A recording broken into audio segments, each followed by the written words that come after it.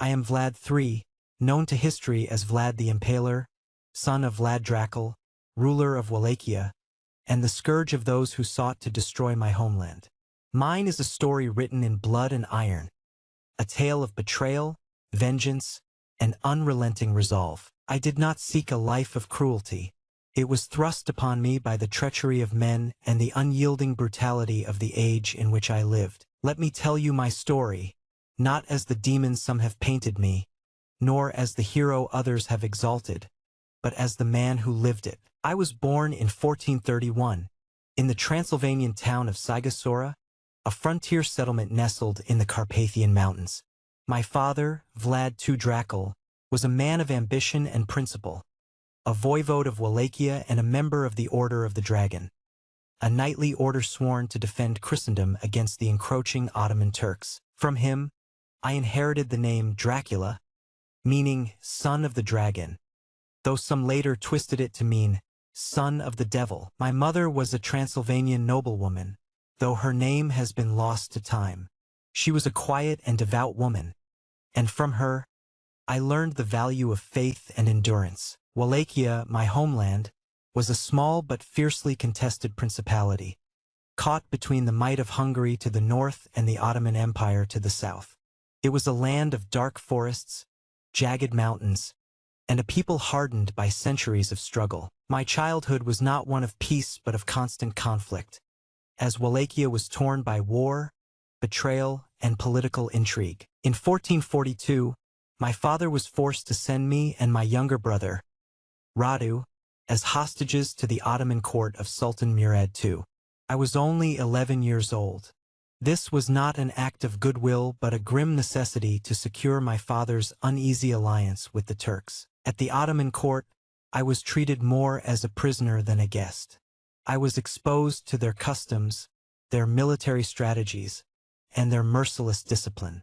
The Sultan sought to break me, to mold me into a servant of the empire, but I resisted. My hatred for the Turks grew with each passing year, even as I learned their ways of war and governance. My brother Radu, on the other hand, adapted to life in the Ottoman court, earning the favor of the Sultan and embracing their ways. This difference between us would define our relationship for the rest of our lives. In 1447, my father, Vlad Dracul, was betrayed and murdered by Wallachian boyars who sought to curry favor with Hungary. My elder brother, Mircea, was captured, blinded with red-hot irons, and buried alive. This act of treachery ignited a fire within me, a fire that would burn for the rest of my life. Though still a hostage, I vowed to avenge my father and brother, to reclaim my family's throne, and to punish those who had betrayed us. My captivity ended the following year when I was released by the Ottomans, who saw in me a useful pawn to secure their influence in Wallachia. In 1448, with Ottoman support, I seized the throne of Wallachia. But my reign was brief. The boyars who had betrayed my father conspired against me, and Hungary backed a rival claimant. I was forced to flee, and for years I wandered Europe, seeking allies who would help me reclaim my rightful place. During these years of exile, I sharpened my mind and honed my understanding of power.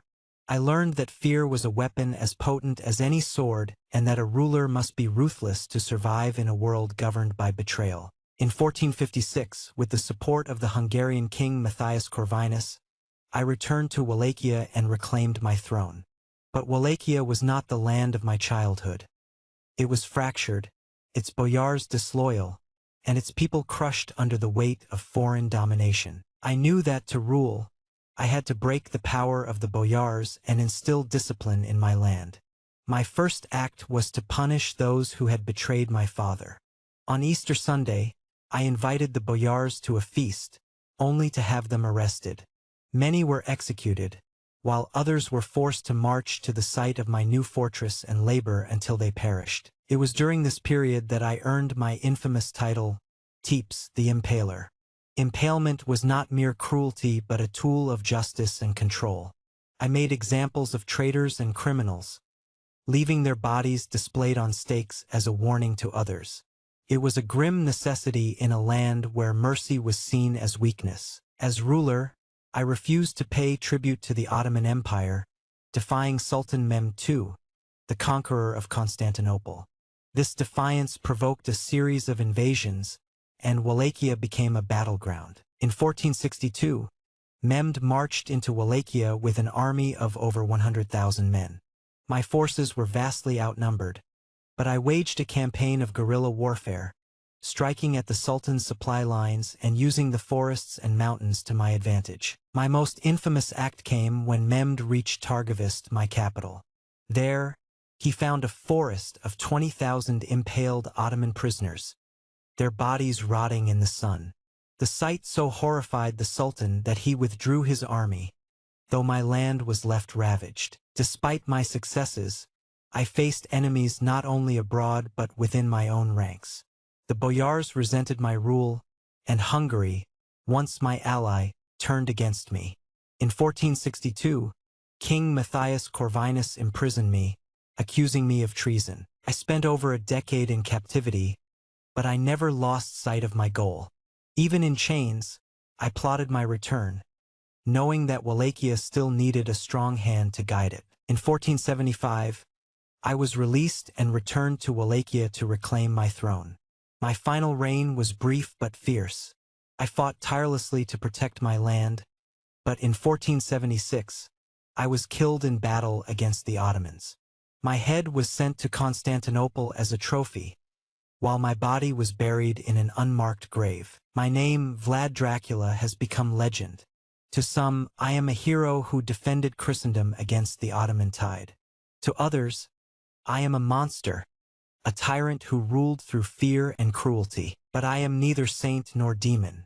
I am a man shaped by a brutal world, who did what was necessary to protect his people and secure his legacy. Let history judge me as it will, for I am Vlad III, son of the dragon, and my story is one of unrelenting will, bloody justice, and defiance against the forces that sought to destroy me.